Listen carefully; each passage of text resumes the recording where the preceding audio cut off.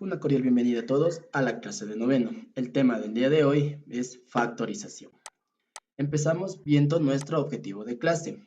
Y el objetivo me dice, desarrollar la capacidad de identificar y aplicar distintos métodos de factorización en expresiones algebraicas, con el fin de simplificar operaciones matemáticas, resolver ecuaciones de manera eficiente y fortalecer el razonamiento algebraico en diversas áreas de estudio y aplicación.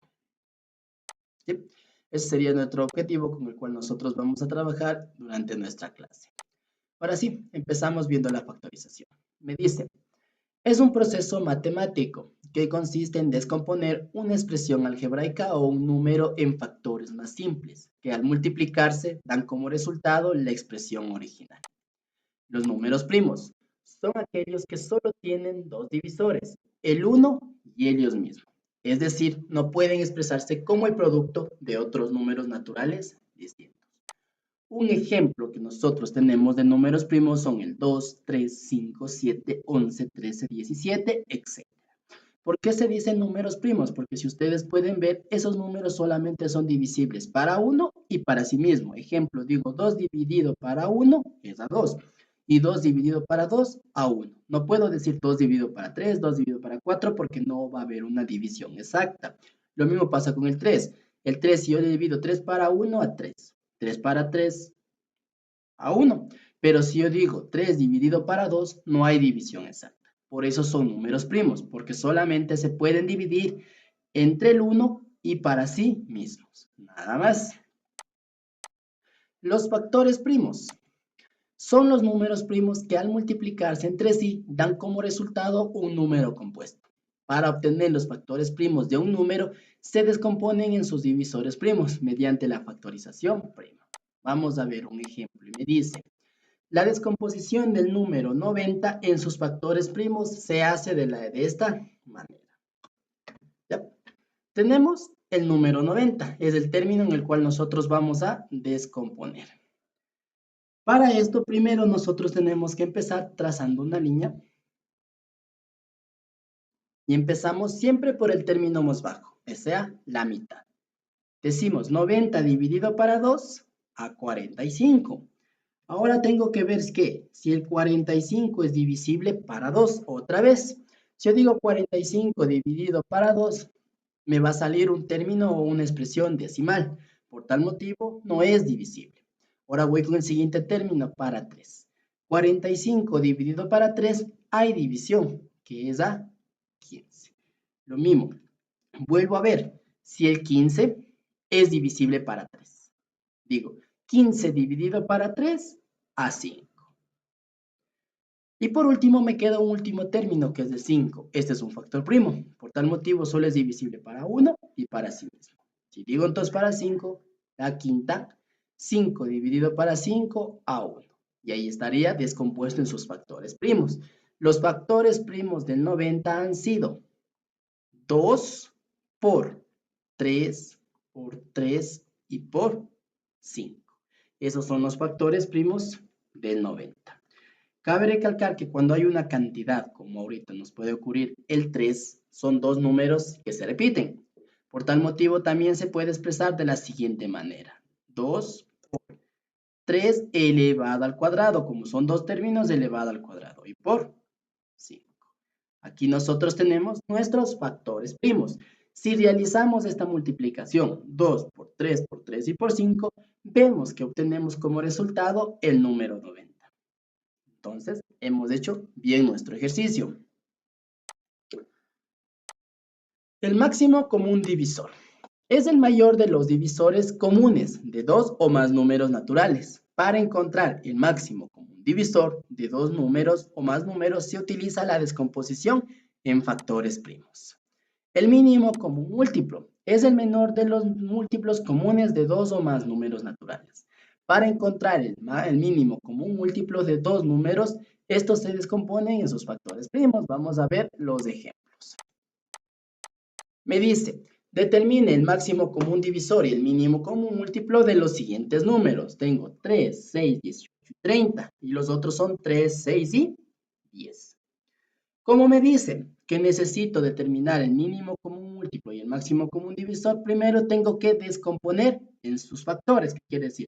Vamos a descomponer el 3. Aquí, como es un solo término, es el 3 para 3. 1, nada más. Vamos con el 6. Digo la mitad de 6, 3. La tercera, 1. Terminamos ahí. Vamos ahora con el 18. La mitad de 18, 9. La tercera de 9, 3. Y la tercera de 3, 1. Y el último término sería el 30. La mitad de 30, 15. La tercera de 15, 5. Y la quinta, 1. Hemos encontrado ya los factores de cada uno de ellos. Ahora sí, vamos a ver. El máximo común divisor me dice que tengo que encontrar todos los factores que se repitan en todos los términos que tengan menor exponente. Vamos a ver. Aquí tengo un 3, tengo un 3, un 2, 2, 3, 3, 2, 3, 5. Como podemos ver aquí, el que más se repite o el término que se repite en todos los factores ha sido el número 3. Por tanto, el máximo común divisor en este caso es 3. Ahora vamos a ver el mínimo común múltiplo. Me dice que para yo encontrar el mínimo común múltiplo tengo que ver cuál término tiene mayor exponente sin necesidad de repetirse. No, a diferencia del máximo común divisor, nosotros vimos aquí que necesitaba ver cuál término se repite en todos los, aquí en este caso en todos los 4 términos. Pero para el mínimo común múltiplo ya no es necesario que se repitan, sino simplemente tomamos los términos de cada uno de ellos. Por eso, dicho esto, digo que del 3 se repiten todos los términos, pero ¿cuál tiene mayor exponente? Es el del 18, porque si ustedes pueden ver aquí, tengo 3 y 3, que me da lo mismo que decir 3 elevado al cuadrado. Aquí tengo un término, 3 al cuadrado, por el siguiente término que tengo es del 2. No se repite en ninguno, por tal motivo se conserva solo 2. Y siguiente término que tengo sería el 5. Vamos a ver, porque el 5 no hay más, es el único por 5. Realizo la multiplicación, 3 elevado al cuadrado por 2 y por 5 me da como resultado 90. ¿Listo? Hemos determinado el máximo común divisor y el mínimo común múltiplo de 3, 6, 18 y 30. Ahora vamos con el siguiente, 3, 6 y 10. Igual descomponemos primero en sus factores primos. Del 3, la tercera que será 1. Del 6, sacamos la mitad de que es 3 y la tercera 1. Por último vamos con el 10. La mitad que es 5 y la quinta que es 1. ¿Ya? Vamos a ver el máximo común divisor. Para esto necesito ver, como decíamos, el término que se repite en todos. Tengo que buscar cuál es el número o cuál es la terminología que se van a repetir en todos los casos, como ustedes pueden ver.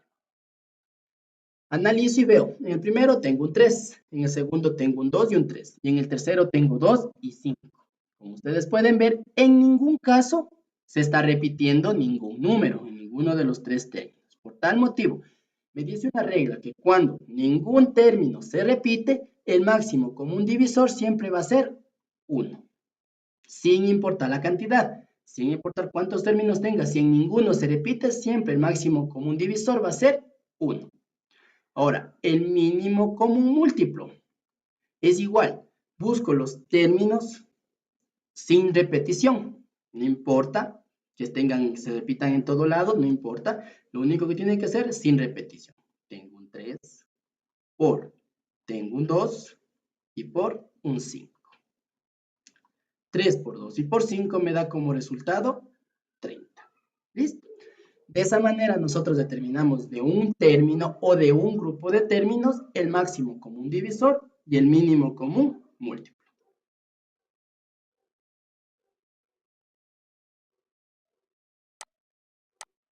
El factor común es un método de factorización que consiste en extraer el mayor factor común de todos los términos de una expresión algebraica. Vamos a ver el ejemplo y me dice 3ax menos ay más 5az. El factor común me dice que tengo que buscar un término que se repita, en este caso, en todos los tres elementos de mi polinomio. Analizando veo que en el primero tengo una A, ¿listo? En el segundo también tengo una A y en el tercero también tengo una A. Es el único término que se repite en las tres cantidades. Por tal motivo, el factor común de estos tres términos ha sido la A. Los demás términos los ubico dentro de un paréntesis sin la A. Esto quiere decir que 3x menos y más 5z. Y aquí está determinado el factor común de un polinomio. Como les digo, el factor común siempre va a ser el término que se repita en todos los integrantes o todos los miembros de mi polinomio. Tienen que ser un término que todos tengan en común. El factor común monomio es una forma de simplificar expresiones algebraicas, sacando la parte que se repite en todos los términos. Vamos a ver el ejemplo. Me dice 12m al cubo n más 36m cuadrado n cubo. Tengo que determinar el término, así mismo buscar el término que se repita. Primero busco los coeficientes numéricos, 12 y 36.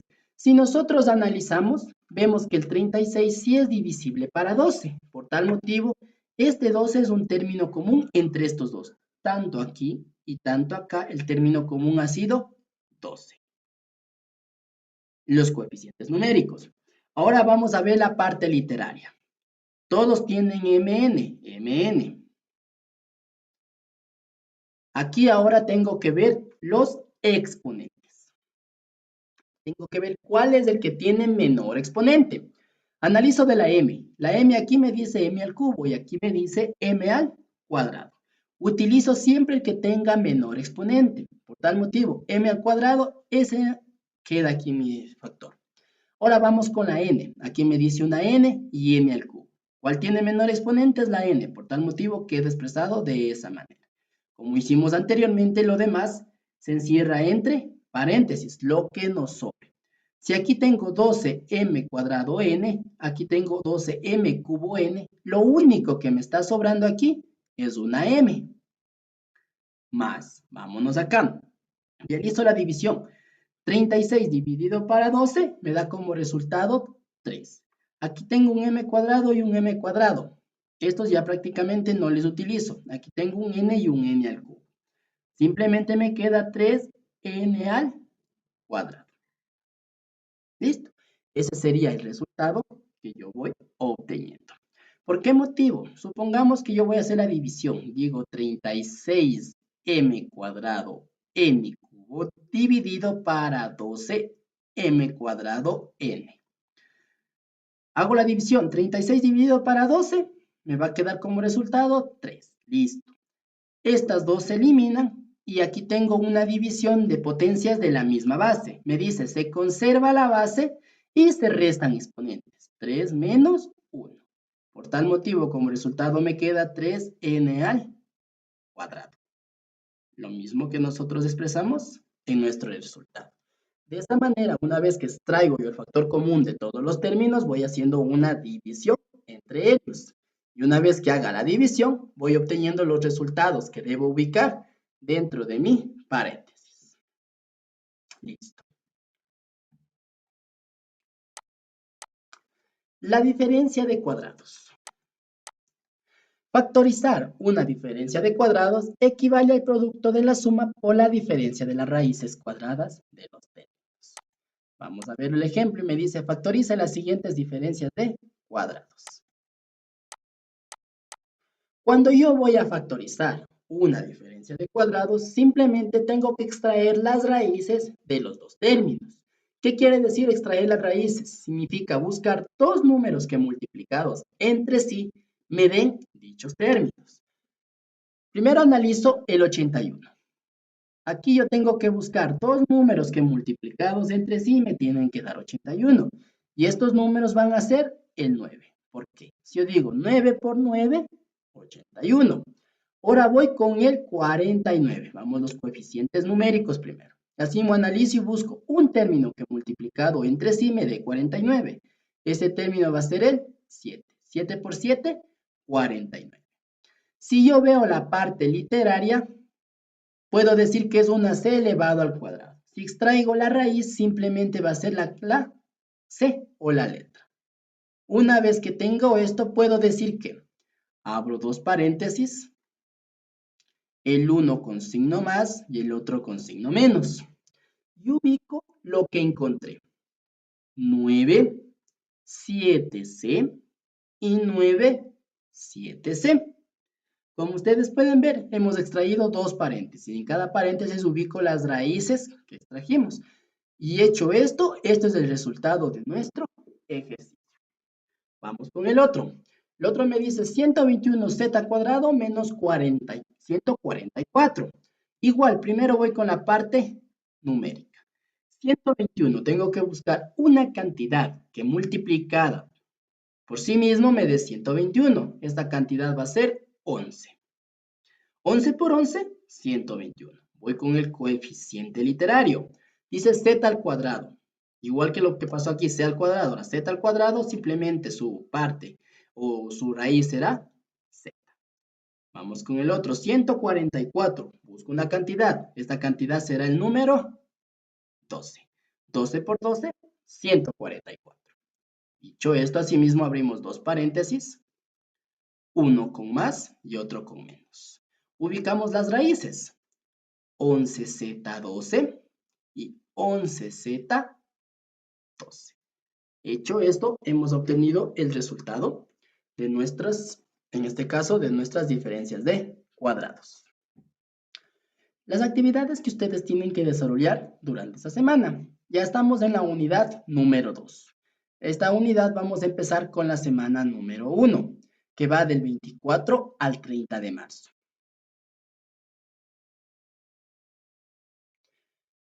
Tenemos aquí 4 actividades. La primera es la actividad interactiva, que va del 24 al 30 de marzo. Esta actividad nosotros podemos ver, aquí tenemos una pregunta del factor común. Tenemos el ejemplo y me dice, con base al ejemplo, exponga otra aplicación sobre factor común en nuestro diario vivir. La siguiente actividad es la tarea o actividad formativa número 1. Aquí nosotros tenemos un documento el cual tenemos que descargar, realizar lo que la tarea nos solicita y volver a subir para que sea calificada. La siguiente actividad es un cuestionario que corresponde a la actividad formativa número 2. Todo lo que ustedes necesitan para resolver este cuestionario lo encuentran en la guía de contenidos. ¿Ya? ¿Qué pasa si yo obtuve una nota menor a 7 en cualquiera de las tres actividades? Interactiva, formativa 1 o formativa 2. Si me pasa esto o tengo este caso, simplemente realizo mi refuerzo académico, que va del 4 al 6 de abril. Ojo, como les dije, el refuerzo académico solo lo realizo siempre y cuando tenga una nota que sea inferior a 7. Caso contrario, no es necesario realizar ningún tipo de refuerzo. También cabe recalcar que aquí las actividades son secuenciales. Tengo que hacer la actividad interactiva para poder seguir con la formativa 1. Una vez que haga la formativa 1, puedo hacer la formativa 2. Lo que corresponde al refuerzo, ese no es secuencial, el refuerzo es libre. Puedo hacerlo tranquilamente en la fecha establecida.